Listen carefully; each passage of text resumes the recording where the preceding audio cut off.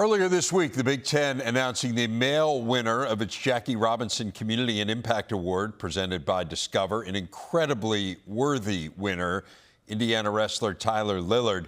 Lillard, a two-time NCAA qualifier despite battling epilepsy and a brain tumor, also has a charitable organization that does fabulous work for young people, and Tyler Lillard is today's big interview.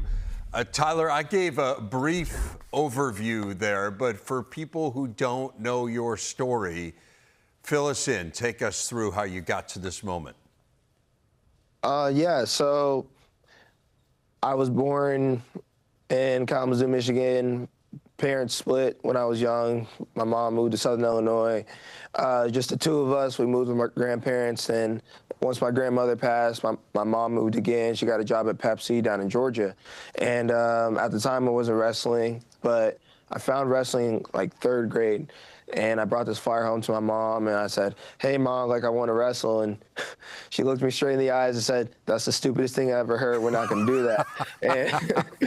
and I was like, no, let's just go to the camp and just go to the meeting. And they're talking about nutrition, and she's like, "Well, that's dumb because he's only 7 years old, and he shouldn't be talking about nutrition at the age of 7. And she goes to the practice. They're like, "Oh, he has great technique." And my mom was like, "He's 7. You guys don't know if he has great technique." First tournament, later on that year, a couple months later, I got horribly beat. I went 0-2, and we get in the car. My mom's like, "See, I told you that's the worst thing ever. We're never going to do that again." I was like, "No, Mom, I love it." And every day I just chase to get better at the sport. And 2 years into my career, I had brain surgery and had multiple brain treatments, actually.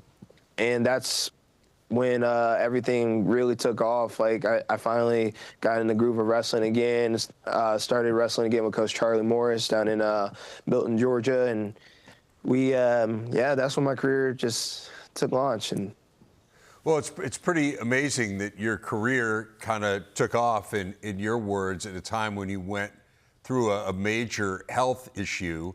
As you said, had a brain tumor and had epilepsy as well, and continue to battle epilepsy. To what extent does that impact you on a day-to-day basis? On a day-to-day basis, I would say it used to, a lot. When I was younger and we were still trying to figure it out, I was having like 50 to 70 small seizures, and that was daily. And then about 3 to 5 times a year it would be grand mal seizures. So early on in my career, we were trying to figure that out, but as I got older, we've figured it out. I have a great neurology team. I have great people who help me continue to adjust around epilepsy here down in Indiana. So we do a great job down here as a team, and I also think we just do a great job of monitoring me, making sure I'm okay at all times, and we have emergency meds just in case. So I would say we handle it great down here. I read that your vision is also impacted kind of by the brain tumor portion of this, to the point where sometimes your vision actually goes black occasionally during a wrestling match. Take me through how you're able to get through that. Yeah, so in previous matches, and pretty much all my matches, if I'm wrestling, sometimes mostly when I'm wrestling faster, but I would say during a match, I've had my vision go really blurry, not so much black, but very blurry, and I've had to figure it out from wrestling by touch. So I used to do a blind start for wrestling when I was a kid, and that's what kind of helped me figure it out. I also used to train how to wrestle blind, so that also really helped as a kid, trying to just figure out where I was on the mat. And I also still count how many steps I am from the center of the mat, and that also really helps me when I'm in the middle of a match and I can't see anything. Obviously, with some wrestlers, we don't tie up, so it may be difficult sometimes, but I just keep remembering how many steps I was away from the center, and that helps me refocus. That is pretty remarkable. This award, in part, is recognition for community service. Help people understand Team Tyler. It feels like the origins of it were to help you, right? Because your family needed money to pay for this brain surgery, which was considered somewhat experimental at the time, but then you've kind of turned it around and used it to help others. Give people the origins of this organization and what it does today. Yeah, so at the beginning of everything, it was once to raise money for brain surgery. And I have a brain tumor on my right optic nerve. It pinches on the right optic nerve, so that's what takes away from my vision, but it also is the reason for my seizure. So we did start it for initially the brain surgery, but we turned it around for something bigger. My personal vision for it is that every day there is a kid that was in my situation, and there's still kids out there that are currently going through my situation.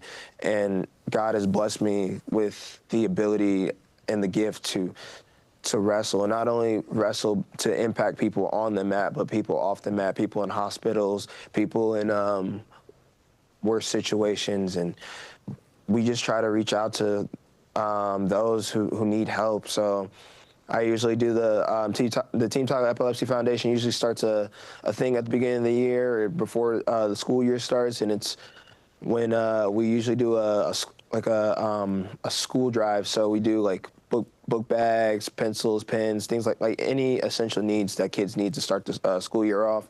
And we also help the families. Any money that we receive, we don't keep the money. It goes straight to the families or the hospitals. So that helps pay with parking tickets and bills and food and any other essential needs that those family members need. So yeah, my vision is just to continue to help others. There's so many people that can be impacted in the community, and we just want to help as many people possible. Oh, that's amazing stuff. What does it mean to you to win an award named after Jackie Robinson? It's an honor. Someone who has proven so much resilience through a lot of adversity, someone who I can relate my story to. Growing up, it was never the easiest for me, and I went through a lot of racial harassment, a lot of identity issues, a lot of dark thoughts because of the racial harassment and along with the medical stuff going on. So to prove that I can have a lot of resilience like Robinson, that's a big honor. And to even receive this award or even be selected amongst all the athletes that were all selected in the running for this award. So I just think I know it's a big honor, and I hope to continue to represent his legacy as best as I can. Tyler, I know you've got one more year of eligibility, and then what are you looking to do after graduation? So right now I'm looking into getting a job right after college, and after this, I'm probably going to be working somewhere in Bloomington down here. So my focus next year is going to be safety management. And after I graduate with my master's in safety management, I'll be working at a company called Centra Biopharma Solutions here in Bloomington. They also have a plant in Halle, Germany, and somewhere in New Jersey as well. But I'll be focused on environmental health, safety, and sustainability, doing corporate safety there. That's fantastic. Tyler Lillard, really a pleasure to talk to you. Congratulations on winning this award. Congratulations on all of your accomplishments. And we look forward to seeing what the future holds for you. Thank you, sir. I really appreciate it.